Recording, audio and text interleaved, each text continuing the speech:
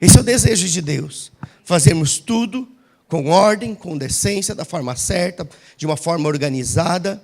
Agora, foi por isso que Deus constituiu sobre nossas vidas posições de autoridade para nos conduzir. Eu falei um pouco sobre isso ontem. Eu não vou repetir a mesma mensagem de ontem, mas eu quero pincelar algumas coisas para que nós possamos entrar na linha de raciocínio aqui. Mas é impossível você ter as coisas organizadas sem que pessoas investidas de autoridade nos conduzam.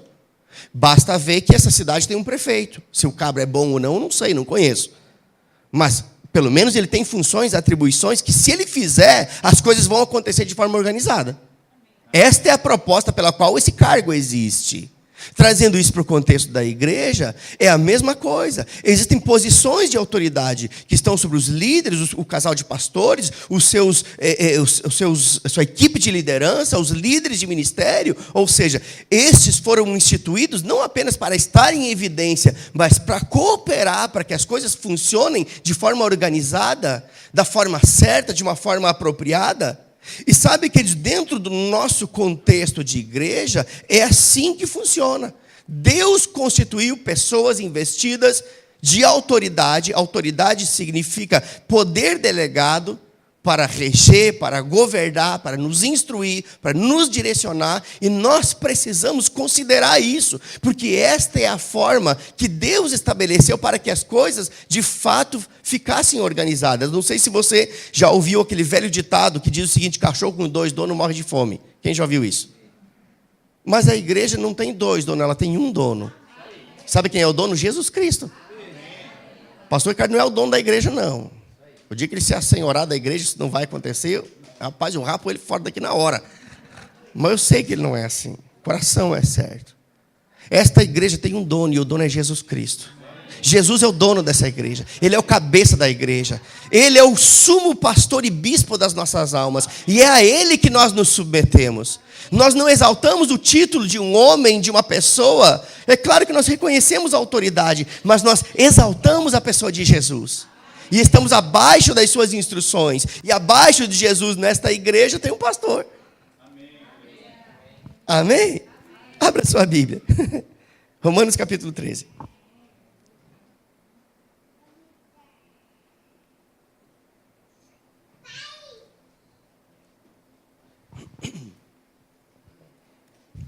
Romanos capítulo 13, versículo 1.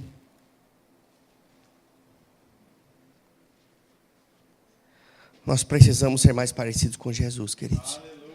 Exalar o bom perfume de Cristo, sabe? Quando você abraça alguém, vem cá, pastor Ricardo, me dá um abraço aqui. Eu passei um perfuminho hoje aqui no meu pescoço.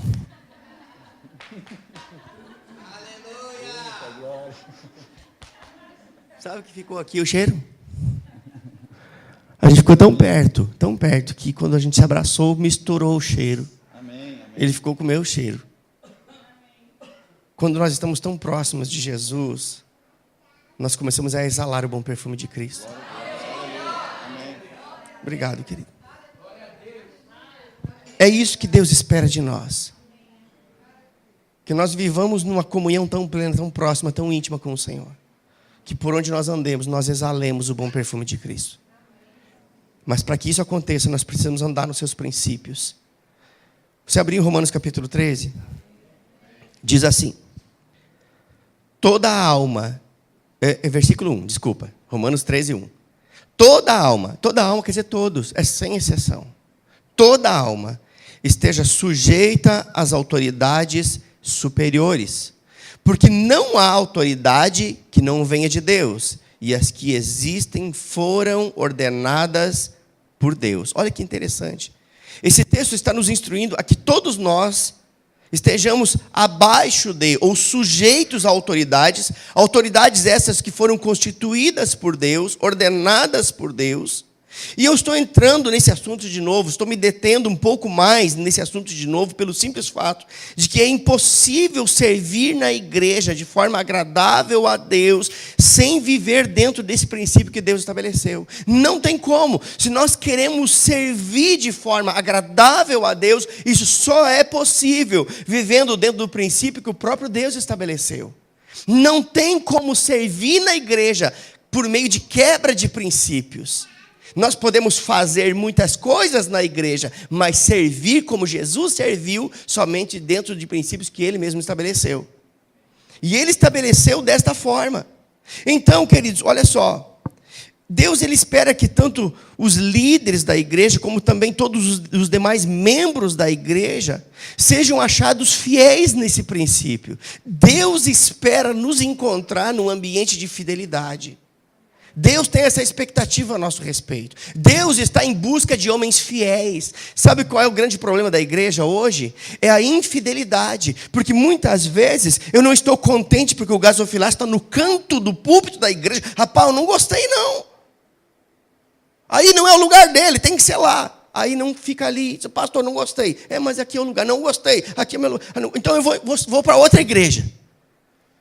E coisas tão pequenas, tão irrelevantes, têm motivado crentes a estarem migrando daqui para lá, daqui para lá, daqui para lá, e não criam raízes e não frutificam por causa de coisas tão irrelevantes como essa. Sabe o que é isso? É sinônimo de imaturidade. Nós precisamos crescer, e para crescer tem que estabelecer raízes.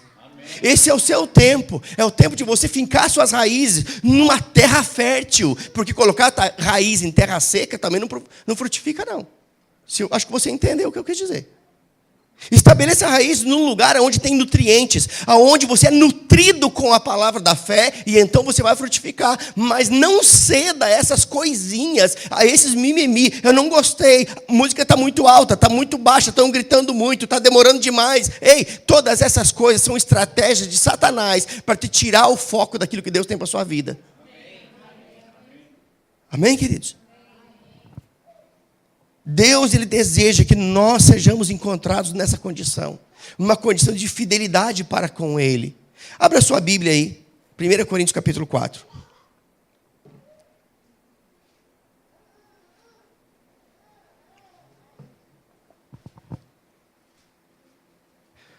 Primeiro Coríntios capítulo 4. A partir do versículo 1. Diz o seguinte: que os homens nos considerem, pois, como ministros. A palavra ministros aqui é a palavra servos. Então está dentro da proposta desse seminário que servir é reinar. Que os homens nos considerem como ministros, servos de Cristo e dispenseiros dos mistérios de Deus. Ora, além disso, olha só, que os homens nos considerem como servos de Cristo. Quem é servo de Cristo aqui? Mas sabe que o texto continua? Ele não parou aí. Ele diz o seguinte: além disso, lá no versículo 2, o que se requer nos despenseiros, ou nos ministros, ou nos servos, é que cada um seja encontrado, o que, gente? Diga fiel. Além dos homens nos considerarem como ministros, porque alguém de terno e gravata, rapaz, só pode ser um ministro. Alguém que está bem aprumado, bem ajeitado, rapaz, deve ser alguém de importância. Bota o uniforme da diaconia, não, ele está vestido de servo. Mas deixa-me dizer uma coisa para você.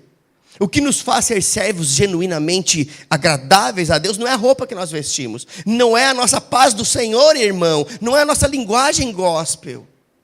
É o nosso comportamento, é a nossa fidelidade. Aqui está dizendo que os homens, que eles nos considerem sim como servos de Cristo, dispenseiros dos mistérios de Deus. Mas além disso, se requer, perceba que requerer é algo extremamente importante, é necessário. Se requer nos despenseiros, nos ministros ou nos servos, é que cada um deles seja encontrado fiel. Sabe, queridos, somente alguns na igreja é que foram chamados para governar ou para liderar, mas todos, sem exceção, eles foram chamados para serem despenseiros, servos ou ministros da reconciliação. Eu não sei nem por que eu estou nesse seminário, eu não estou servindo em nada, mas não está porque você não quer.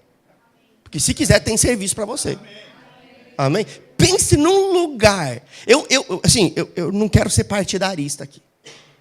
Mas pense num lugar que nos dá a oportunidade de crescer. Eu não conheço Eu estou falando sério isso, do fundo do meu coração. Eu não fico fazendo apologia a ministério, não, porque eu sirvo a Jesus. Amém. Dentro do Ministério Verbo da Vida, mas eu sirvo a Jesus. Amém? Mas eu não conheci, eu já passei por alguns ministérios. Diele me conhece de um outro tempo, eu não era verbiano. Mas eu não conheço outro ministério que nos dá a oportunidade de crescer espiritualmente e ministerialmente como o Ministério Verbo da Vida dá. Não descarta ninguém.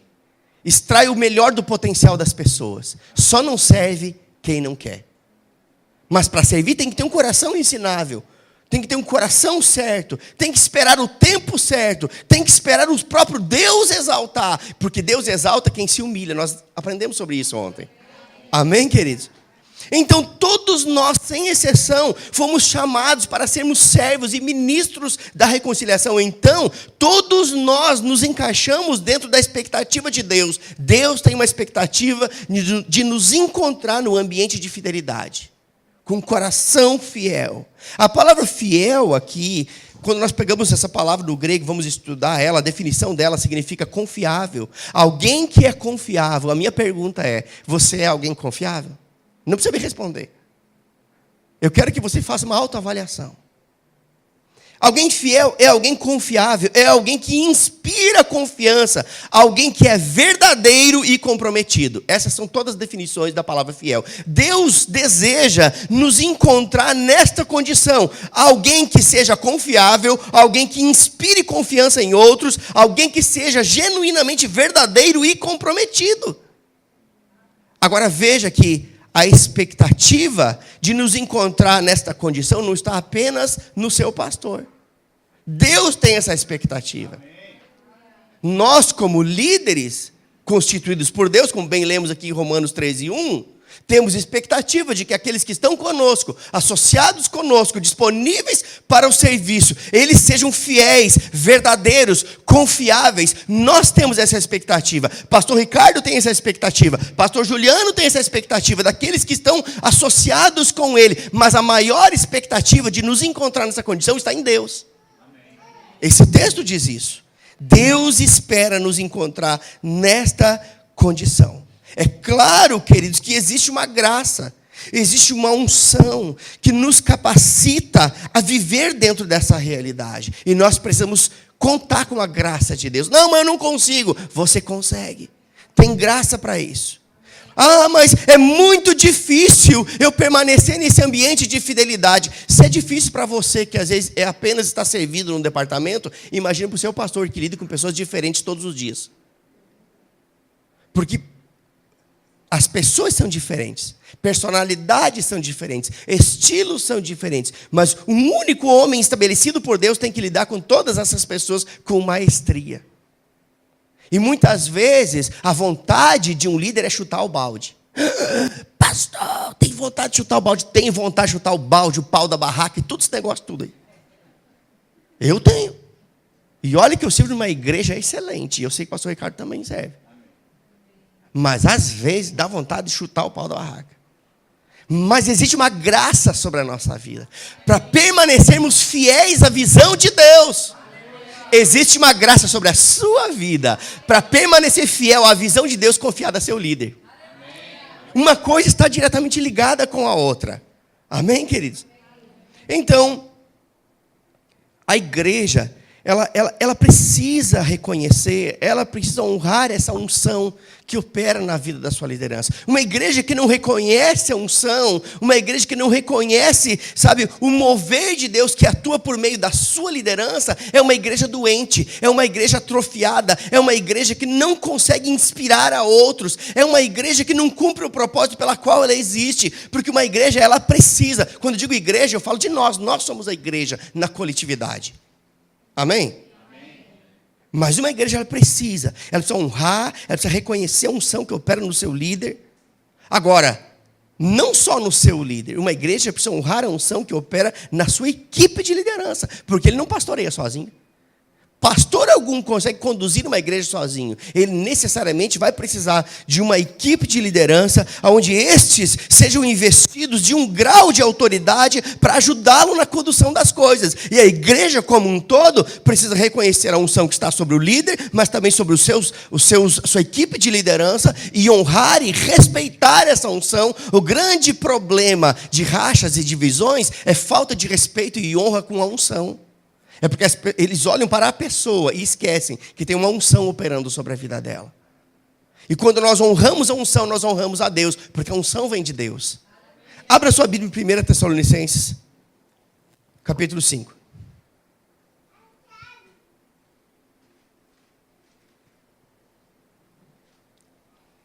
Estamos construindo paredes.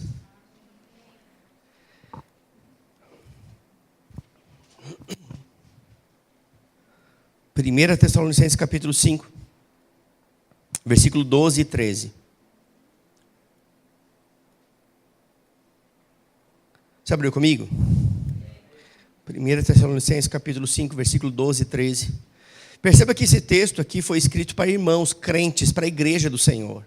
Quando fala irmãos, está falando do corpo de Cristo, família da fé. Então diz o seguinte: ora, rogamo-vos, irmãos, que reconheçais os que trabalham entre vós e vos presidem no Senhor e vos admoestam, que os tenhais em grande estima e amor por causa das suas obras. Tende paz entre vós. Sabe o que esse texto está dizendo? Está dizendo que Deus não se agrada quando a gente toma café com o pastor, almoça a esposa do pastor e janta os filhos do pastor. Você entendeu o que eu quis dizer? É que quando nós usamos desses momentos para ficar cozinhando, costurando, falando coisas que não edificam. Quando o alvo das nossas conversas em casa são as nossas lideranças, quando sobressaímos as suas falhas, os seus defeitos. Ei, eu tenho certeza de uma coisa, pastor Ricardo tem defeito, eu também tenho, todo mundo tem. Mas eu amo a palavra de Deus que diz: examine-se, pois, o homem a si mesmo. Eita, Jesus. Nós temos uma predisposição de examinar os outros. Passamos um raio-x. Defeito, defeito, defeito, defeito. Virtude. Defeito, defeito, defeito, defeito, defeito. Virtudezinha. Quando nós deveríamos olhar para nós, vá para frente do espelho. Se examine. E quanto mais nós olharmos para nós mesmos, menos tempo vai sobrar para olhar para os outros e tentar descobrir as falhas e defeitos que eles têm. A palavra é muito clara e ela diz: reconheçam aqueles que trabalham entre vós, aqueles que presidem sobre vós. Sabe quem é preside? Lideram, governam, pastoreiam. Aqueles que presidem sobre vós no Senhor e vos admoestam. Tenham estes em grande estima e amor. Sabe o que é isso, queridos? É você ter um reconhecimento para com a pessoa que Deus levantou para cuidar de você, para pastorear a sua vida, para te conduzir no caminho. Tê-los em estima e amor, por causa de quê? Por causa das suas obras. Eu vou dizer algo, queridos. Eu conheço um pouquinho a história daqueles que estão à frente das congregações, e todos eles, sem exceção, poderiam ganhar muito mais fazendo qualquer outra coisa do que pastoreando, inclusive eu. Mas é uma decisão servir o Senhor. E para servir o Senhor, nós temos que servir as pessoas. Como maçãs de ouro e salvas de prata, servindo a palavra ao povo de Deus, nutrindo as pessoas com a palavra, animando elas quando estão desanimadas, levantando quando estão caídas, aconselhando quando estão pensando a chutar o pau da barraca, separar, criar conflito em casa. É o nosso papel. Quando muitas vezes a nossa própria família está precisando de um socorro e nós abrimos mão de tudo para cuidar de você. E é por isso que a palavra diz: tenham estes em grande estima, em grande amor, e promovam a paz. Amém, queridos? Esse foi o modelo de autoridade estabelecido pelo próprio Deus. Um Deus que ainda nos incentiva, dentro desse texto que nós lemos, a amar, a respeitar, a considerar em grande estima aqueles que nos lideram. E eu garanto para você que qualquer atitude diferente do que esta, que foi estabelecida por Deus, ela pode ser considerada como uma rebelião ou uma rebeldia contra o próprio Deus. Você está em Romanos 13:1? Vamos ver o versículo 2? Volta aí comigo. Romanos capítulo 3, vamos ver. Nós lemos o 1 antes, né? Vamos ler o 2 agora.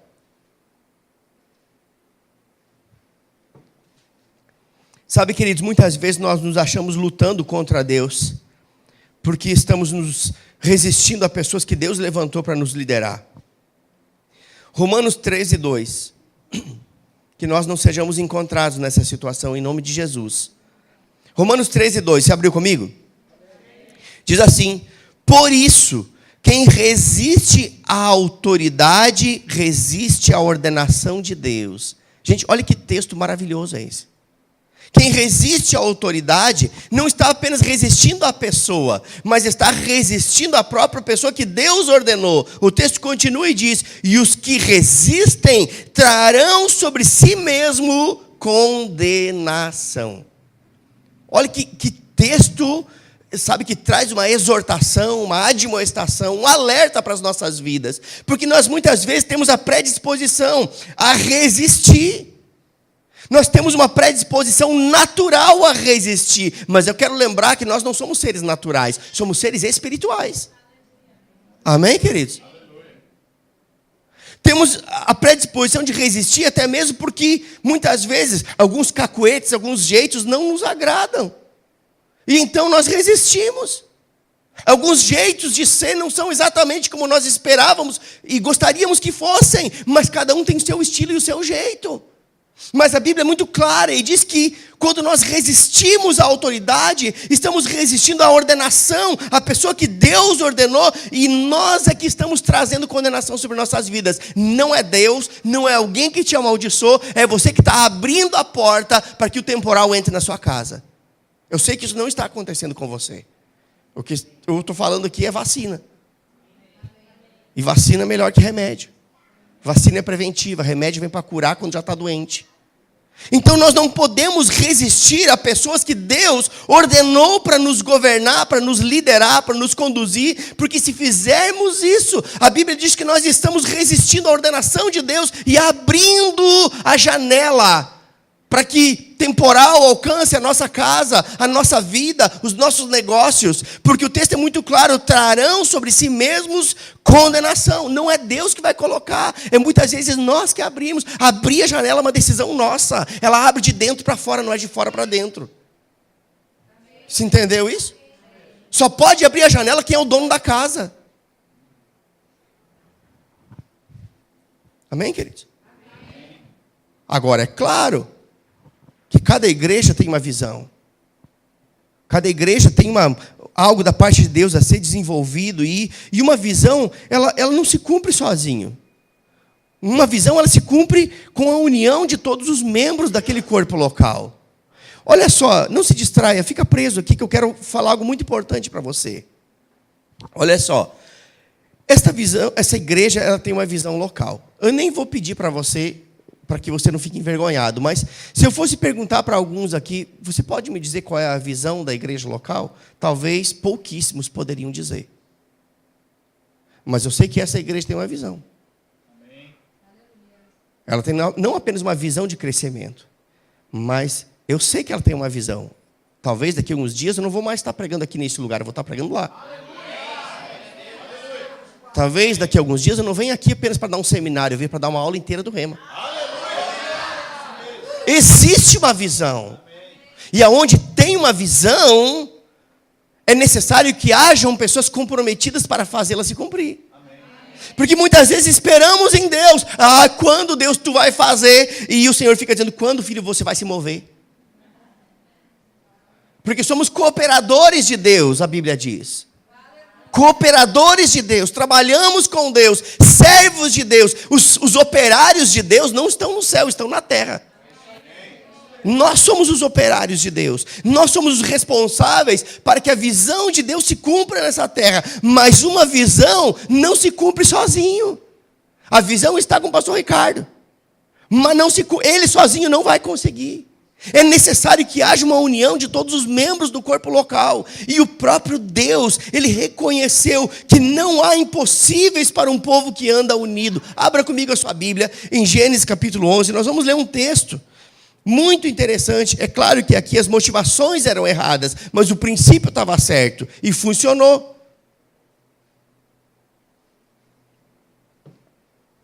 Gênesis capítulo 11. Você vai ver o poder que existe na unidade de um povo.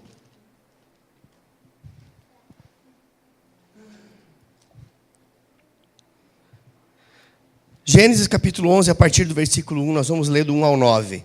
Acompanha comigo. Era toda a terra de uma mesma língua e de uma mesma fala. Parece redundante aqui, né? Mas não é. Deixa eu me explicar isso para você. De uma mesma língua, era de um mesmo idioma. Neste contexto não havia inglês, português, espanhol. Não. Todos falavam a mesma língua. Depois houve a confusão das línguas por causa desta situação. Até então, todos falavam a mesma língua. Já pensou que bênção você ir para os Estados Unidos e não precisar de intérprete, nem tradutor, nada? Não seria uma bênção? Sabe o que gerou tudo isso? O que gerou tudo isso foram motivações erradas no coração dos homens. Mas, olha o que diz aí. Era todo o povo de uma mesma língua, ou de um mesmo idioma, e de uma mesma fala. Mas a mesma fala aqui não está falando agora do idioma, está falando do mesmo propósito. Eram todos de um mesmo idioma, e todos tinham o mesmo propósito, o mesmo objetivo. Versículo 2. E aconteceu que, partindo eles do Oriente, acharam um vale na terra de Sinar, e habitaram ali. E disseram uns aos outros: façamos tijolos e queimemo-los bem. E foi-lhes o tijolo por pedra e o betume por cal. Olha só. No contexto da época, os tijolos eles não eram queimados em forno como hoje. Hoje, nas olarias, tem fornos. Os tijolos são queimados. É assim que funciona. No contexto da época, os tijolos eram queimados ao sol. Não era dentro de um forno de barro, de um forno com fogo. Era no sol. Havia um tempo de espera muito maior, porque eles eram queimados no sol, secados no sol. O ciclo era mais longo. Mas eles começaram aqui dizendo o seguinte: vamos fazer tijolos e vamos queimá-los bem. Ou seja, vamos acelerar o processo. O que isso significa? Que muitas vezes quando nós queimamos etapas, aceleramos processos, nós vamos ter problemas. E nós vamos ver isso aqui.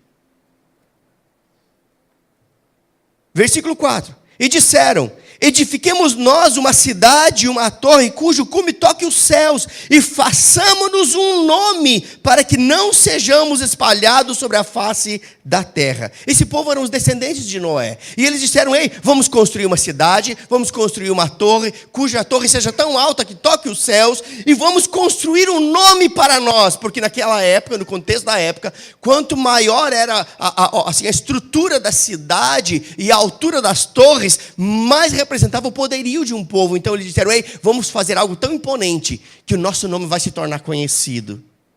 Ou seja, o desejo deles não era tornar o nome de Jesus conhecido, era tornar o nome deles conhecido.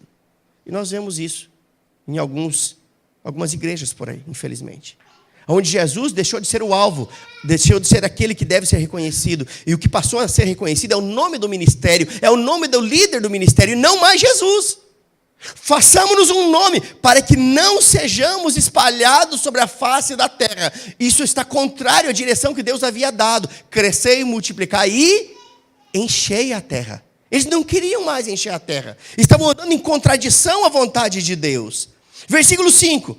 Então desceu o Senhor. Rapaz, eu acho tão interessante esse texto, porque a Bíblia diz que Deus desceu. Rapaz. Então desceu o Senhor para ver a cidade e a torre que os filhos dos homens a edificavam. E o Senhor disse: eis que o povo é um. Sabe o que Deus estava dizendo? Rapaz, o povo está unido. O povo está junto. Eis que o povo é um. E todos têm uma mesma língua, ou seja, todos têm um mesmo idioma, o que facilita para eles estarem unidos, porque se entendem com mais facilidade. E todos têm uma mesma língua. E isto é o que começaram a fazer. E agora? Não, eu fico imaginando Deus dizendo: e agora? Rapaz, se até Deus disse: e agora? Não. Muitas vezes quando nós não sabemos o que fazer, e agora o que vou fazer? E agora? Quem poderá me defender? E Deus diz: e agora? não haverá, olha o que Deus diz, e agora não haverá restrição para tudo o que eles intentarem fazer. Deus reconheceu que esse povo, mesmo que tivesse com a motivação errada, eles estavam unidos num único propósito. Então Deus reconhece, e agora não haverá impossíveis. O que eles intentarem fazer, eles vão conseguir fazer, porque eles estão unidos num único propósito. Sabe o que é isso? É Deus reconhecendo o poder da unidade de um povo. Agora, a motivação era errada. Eles estavam unidos para fazer algo contrário à vontade de Deus. Não era para levantar o nome de Deus. Não era para se espalharem sobre a face da terra como Deus havia dado a ordem. Então Deus interviu. O que isso me mostra? Que toda união fora do propósito de Deus vai ter intervenção. É por isso que esses motins que acontecem, não aqui, graças a Deus, mas esses motins que acontecem nas igrejas. Não, o pastor está errado. O cabo está todo errado. Vem cá, vem comigo. Vem comigo, vem comigo. Vamos abrir o nosso ministério. Aí começa a fazer motim, grupinho, reunindo pessoas com o propósito errado. Mais cedo ou mais tarde vai ter intervenção de Deus nessa situação. Porque a motivação é errada. Foi o que aconteceu aqui. Então diz o seguinte, versículo 7. Desçamos e confundamos ali a sua língua, para que não entenda um a língua do outro. E assim o Senhor os espalhou dali sobre a face da terra e cessaram de edificar a cidade. Por isso se chamou o nome Babel, porquanto ali confundiu o Senhor a língua de toda a terra, e dali os espalhou o Senhor sobre a face de toda a terra. Se esse fato não tivesse acontecido, pode ser que todos nós, ainda hoje, estivéssemos falando a mesma língua. Mas Deus restaurou isso quando nos deu a oportunidade de falar em língua estranha. Amém? Aleluia. Então, o que mostra o propósito da unidade? Ou seja, o próprio Deus, o próprio Deus aqui, ele reconheceu isso. Ou seja, o princípio estava certo, a motivação estava errada, mas Deus interviu. Agora, eu vou ler um outro texto para você, que fala desse mesmo princípio, que está em 1 Coríntios capítulo 1, versículo 10. Abra comigo lá.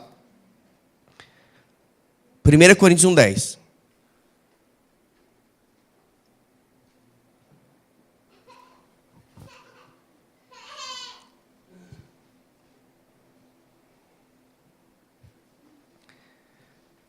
Primeira Coríntios capítulo 1, versículo 10.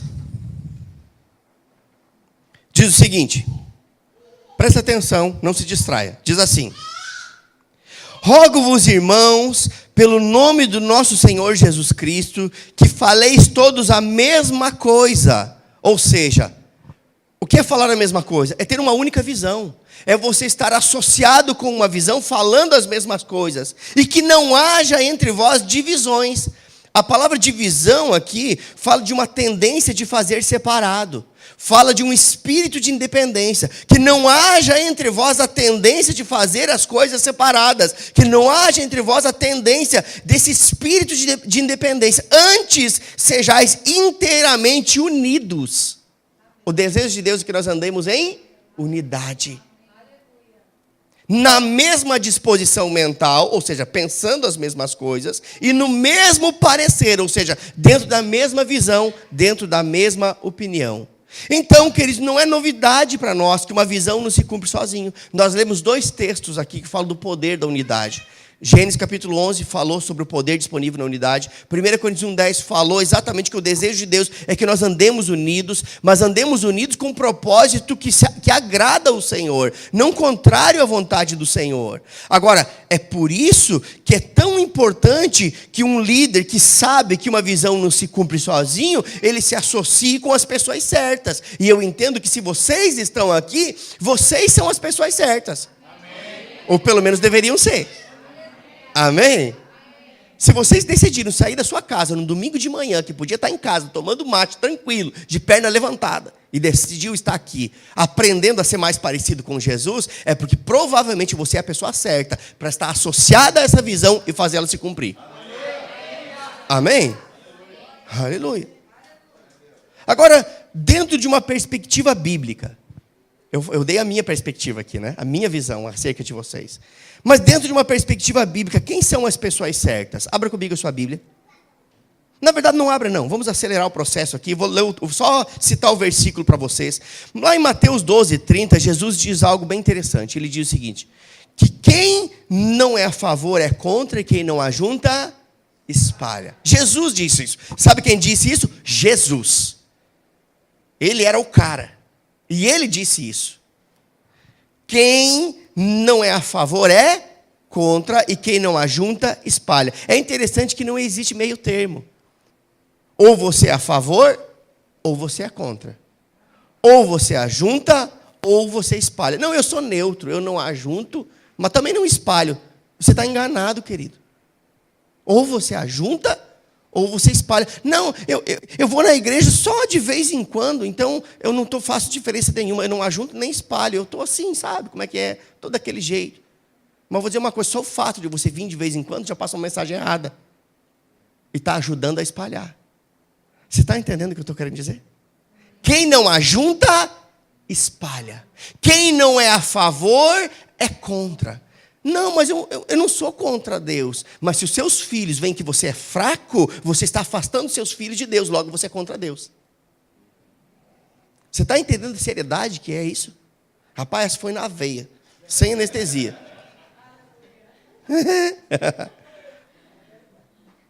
Ou seja, baseado no que Jesus disse, as pessoas certas para o serviço, porque o tema desse seminário é serviço, servir, as pessoas certas para o serviço são aquelas que estão do lado daqueles que somam e não do lado dos que dividem. As pessoas certas para o serviço estão do lado daqueles que ajuntam e não daqueles que espalham. Existe um lado, não existe meio termo. Ei, quem está em cima do muro já pertence para o lado contrário. Ah, fulano está em cima do muro. Em cima do muro é zona de risco. Em cima do muro já é o lugar da indecisão. E é justamente o ambiente que Satanás age. Está comigo? Rapaz, eu queria ser mais tranquilo, mas fazer o quê, né? Então não existe meio termo. Agora, o desejo de Deus é que nós sejamos estes. Que façamos parte do grupo daqueles que somam, daqueles que ajuntam. Entenda algo, queridos. O princípio, quando esse princípio da unidade está funcionando, eu quero que você preste atenção nisso. Quando o princípio da unidade, no contexto de igreja, está funcionando, o crescimento é natural. Ele naturalmente vai acontecer sem esforço. Ah, por que a igreja não cresce? Por que a igreja não está crescendo? É porque falta unidade. Eu garanto para você. Eu afirmo para você, porque quando uma igreja está dentro desse princípio da unidade, existe unidade, o crescimento ele vai acontecer naturalmente, e isso fica claro em Atos capítulo 2, 44, que diz que todos estavam unidos, eles tinham tudo em comum. Atos 2, 44 diz isso. Todos estavam o quê? Unidos. E eles tinham tudo em comum. E quando nós andamos um pouquinho mais nesse texto, nós vemos o resultado de andar unidos e ter tudo em comum. E lá no versículo 47 diz o seguinte, presta atenção nisso. Versículo 44 de Atos 2 diz, eles estavam unidos, diga unidos. Eles estavam unidos e tinham tudo em comum. O resultado deles estarem unidos e terem tudo em comum vem logo na sequência no verso 47 que diz o seguinte, louvando a Deus e caindo na graça do povo, a cada dia acrescentava-lhes o Senhor os que iam sendo salvos. Sabe o que é isso? Resultado de um povo que estava unido e tinha tudo em comum. Deus não vai acrescentar ninguém numa igreja doente. Deus não vai acrescentar ninguém numa igreja desunida. Se há discórdia aqui dentro, para que Deus vai trazer alguém que já está vivendo discórdia lá fora? Crescimento é algo natural, não é uma estratégia. A estratégia de crescimento, viva unido com o seu corpo, com o corpo de Cristo. Amém. E você vai ver o Senhor acrescentando, o Senhor acrescentando. Amém, queridos? Aleluia. Sabe, queridos, igreja unida é sinônimo de igreja saudável. E igreja saudável naturalmente vai crescer. Sabe qual é o problema? É que muitas vezes, junto com o crescimento, vem aumento de problema. Não tem como não. Mas como assim? Os problemas aumentam. É claro, quanto mais gente, mais problema. Porque as pessoas não procuram a igreja porque elas estão bem. Elas procuram a igreja porque elas precisam de algo. Você vai no hospital e vai lá, não, eu quero me internar, porque você está bem? Não, eu nunca vi ninguém, não, eu quero baixar. Mas por quê? Não, eu quero tirar férias aqui dentro. Não. Você só vai se internar num hospital se você está doente, precisando de cuidados especiais. Você só vem para a igreja, o que te impulsiona a vir para a igreja é porque em alguma área da sua vida há uma necessidade. E então você busca isso na fonte, porque Jesus disse, sem mim nada podeis fazer. Agora, uma igreja que anda unida é uma igreja saudável, e uma igreja saudável naturalmente cresce, e quando chega o crescimento, logo aumentam-se os problemas. Rapaz! Agora, veja bem. A lógica é muito simples. Quanto mais pessoas, mais problemas. Você entendeu a lógica? Igreja unida é igreja saudável. Igreja saudável naturalmente vai crescer. Quanto maior o crescimento, mais pessoas. Quanto mais pessoas, mais problemas. Agora veja bem. Quanto mais problemas, maior a necessidade de resolvedores de problemas. Amém? E é aí que você entra. Porque você veio com um problema. Deus te alcançou naquela condição, restaurou a sua vida. E agora você faz parte de um outro grupo, o grupo dos resolvedores de problema. Porque quanto mais pessoas, mais problema. E maior necessidade de resolvedores de problema. Sabe, queridos, alguém já disse que se nós não fazemos parte da solução, no mínimo não façamos parte do problema. Ou seja, não, porque tem crente, queridos, que já tem 10 anos de igreja e continua dando problema. Ei, você precisa crescer. Você precisa passar para o outro lado, o lado dos resolvedores e não dos criadores de problema. Amém, queridos? Amém. Sabe, entenda algo. Eu estou falando agora com você que está aí nas bases. Deus te chama para ser um resolvedor de problemas. Mas você só pode ser um resolvedor de problemas se você se deixar ser tratado pela palavra de Deus. E então Deus vai poder acrescentar os que hão de se salvar. Porque quando eles vêm com um problema. E dentro da igreja estão os resolvedores de problema. Esta é a lógica de um crescimento natural de igreja. Sabe, queridos, eu tenho uma marca no meu jeito de ministrar. Eu sempre vou conduzindo as coisas de uma forma que eu vou arrochando aqui, arrochando ali, arrochando lá. Mas eu tenho visto o resultado disso. Nós temos 4 anos e meio de igreja, temos 500 membros na nossa igreja. Isso não é mérito do pastor Silvio, não. É mérito dos resolvedores de problemas que estão comigo. Eles chegaram, se deixaram ser tratados, mudaram do lado dos problemáticos para os resolvedores de problemas, e Deus vem acrescentando pessoas. E os resolvedores de problemas estão ali, esperando os problemáticos entrarem, serem curados para mudarem de grupo e se tornarem resolvedores de problemas. É assim que a igreja funciona. Amém, queridos? Agora, uma igreja saudável, ela vai precisar muito mais do que um bom líder.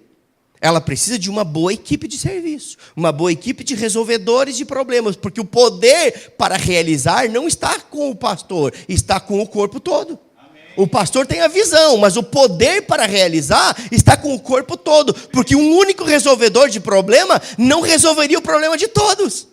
Então o poder para fazer não está nele, o poder está no povo, que está com ele. Amém, queridos? Então, olha só. Uma igreja saudável precisa de uma boa equipe de serviço. E eu creio que você é essa pessoa que está aqui. Ou seja, uma boa equipe necessariamente, ela precisa ser formada de pessoas que tenham 3 características básicas. E talvez você se encontre Em algumas aprovada, em outras nem tanto, e outras em nada. Mas pode ser que o seu coração esteja ensinável e você possa crescer nisso. Quais são as 3 características de alguém que está ali para ser um resolvedor de problema e fazer parte de uma equipe que vai fazer as coisas acontecer? As 3 características dessas pessoas são submissão, já falei sobre isso ontem. Amém? Lealdade, já falei sobre isso também. E honra, submissão, diga submissão. Lealdade e honra. Essas 3 características vão fazer de você alguém que pode ser um resolvedor de problemas, que vai poder fazer parte de uma boa equipe para fazer as coisas de fato acontecerem. Ou seja, eu vou tentar simplificar cada uma dessas 3 aqui. O que é uma submissão? Uma submissão genuína, ela acontece quando eu apoio a missão dada à minha liderança. Eu falei isso ontem, quem estava aqui vai lembrar. Submissão genuína acontece quando eu apoio a missão. Submissão. Eu estou cooperando para que a missão dada à minha liderança se cumpra. Isso é submissão. O que é lealdade? Lealdade acontece quando as minhas palavras de aprovação em relação à minha liderança, elas não mudam quando eu estou distante dela. Pastor, você é uma grande bênção. Grande bênção é a marca registrada do pastor Ricardo. Como é que está, pastor Ricardo? Grande bênção, pastor. Né? Pastor, você é uma grande bênção. Oh, aleluia, que igreja boa. Palavras de aprovação. Na frente. Mas daí saiu das portas da igreja, entrou no carro. Rapaz, aquele pastor pisou na bola. Caba não é... Acho que não é nem o cara certo aqui para Frederico Westphal. Ele é careca. O que eu estou querendo dizer? O que é lealdade? Lealdade é quando as minhas palavras de aprovação na frente, elas não se tornam palavras de desaprovação quando eu estou ausente da pessoa. Isto é lealdade. Agora, o que é honra? Honra, ela só acontece, sabe, honra só vai acontecer de fato quando eu faço tudo o que eu puder para proteger a imagem e para promover a visão que foi dada à minha liderança. A minha pergunta é, você é desses que protegem a imagem da sua liderança? Quando alguém vem falar mal, você empresta seus ouvidos? Ah, não, eu não falei nada, eu só ouvi. Sim, pinico só foi feito para receber. Desculpa a minha linguagem. Mas é só para você entender. Só tem fofoca porque alguém emprestou seus ouvidos. Só tem roubo porque alguém compra o produto do roubo. Então, queridos, entenda algo. A honra é uma honra genuína. É quando eu faço tudo o que eu puder para proteger a imagem. Alguém vem falar mal, diz, meu irmão, olhe para a Bíblia. Se você tem problema com alguém, vai tu e ele só, vá falar com ele. Pronto. Acabou o problema. Amém? Isso não é o pastor Silvio que está falando, é a Bíblia. Mas onde está isso na sua Bíblia? Vai ler.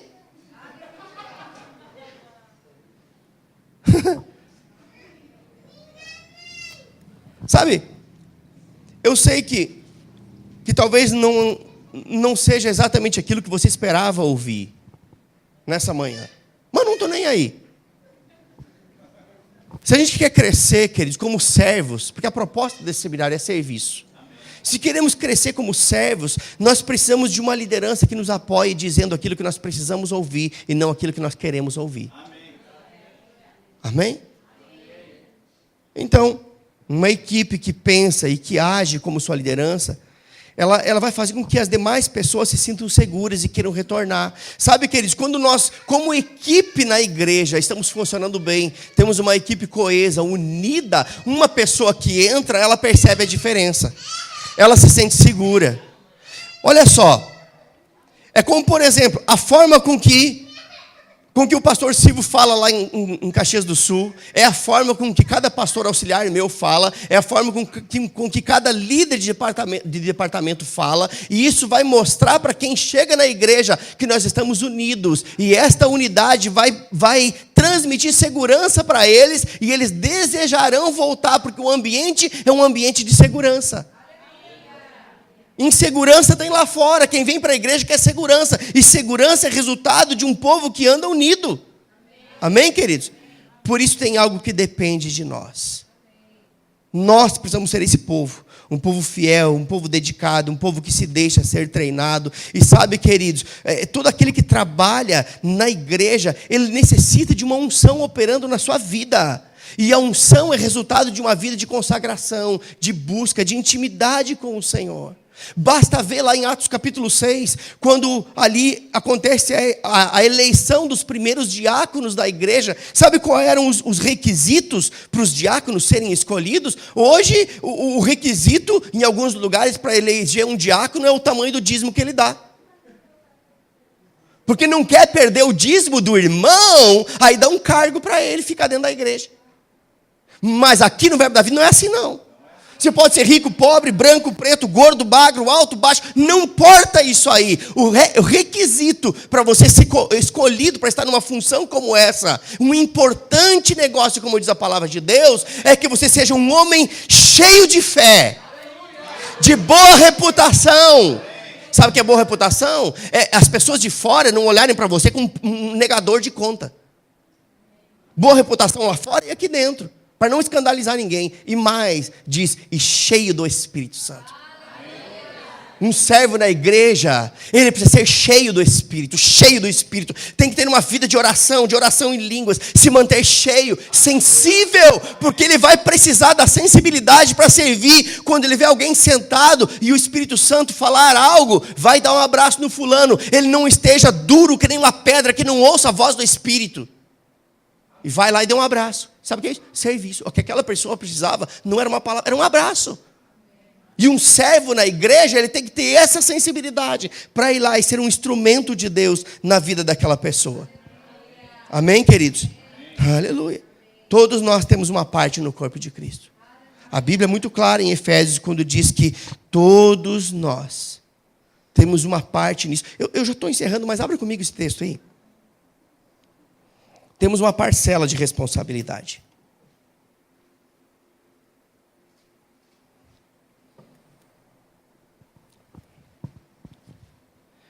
A igreja é uma grande engrenagem, queridos. E todos nós fazemos parte disso. Efésios capítulo 4, verso 15 e 16. Diz assim. Você abriu aí? Antes, seguindo a verdade em amor, cresçamos em tudo naquele que é o cabeça, Cristo, do qual o corpo inteiro... Quem é parte do corpo de Cristo aqui? Uns são orelha, outros são dedo, outros são nariz, outros são a língua, outros são uma língua bem grande.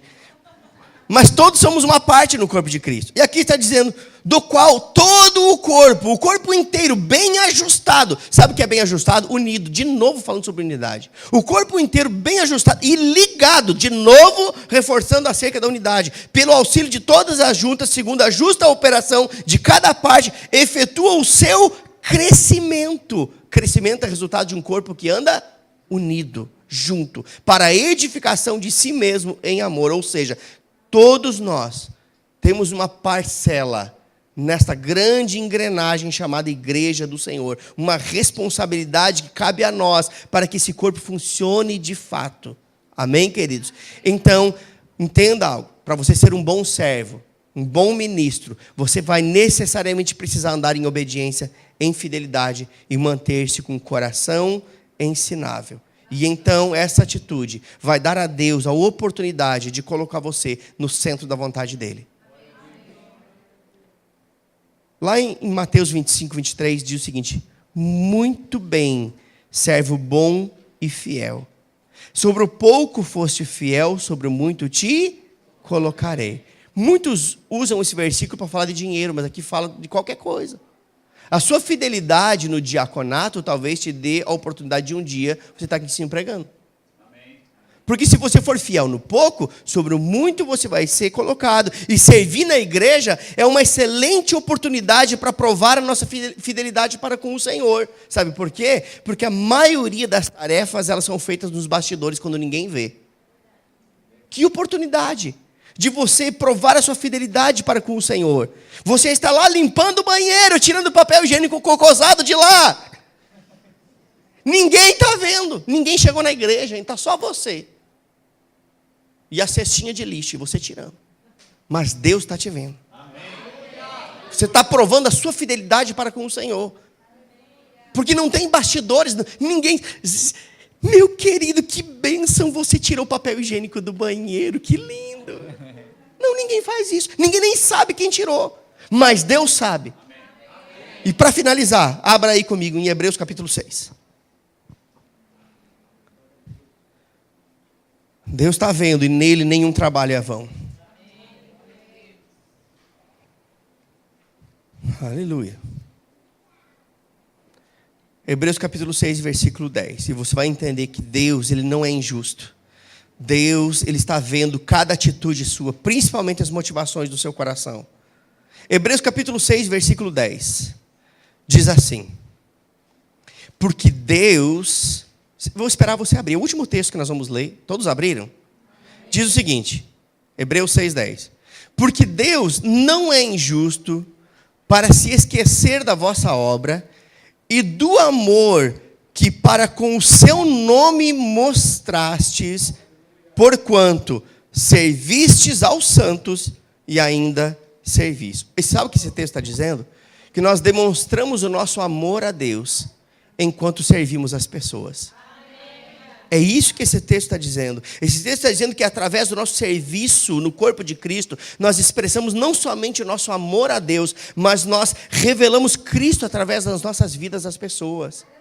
Porque nós não estamos recebendo um pagamento por isso. Não estamos recebendo um elogio por isso. Mas estamos fazendo isso por amor a Deus. E revelando Cristo através das nossas vidas às pessoas. Porque Cristo, Ele não veio para ser servido. Ele veio para servir. E quando nós servimos, nós revelamos Cristo através das nossas vidas.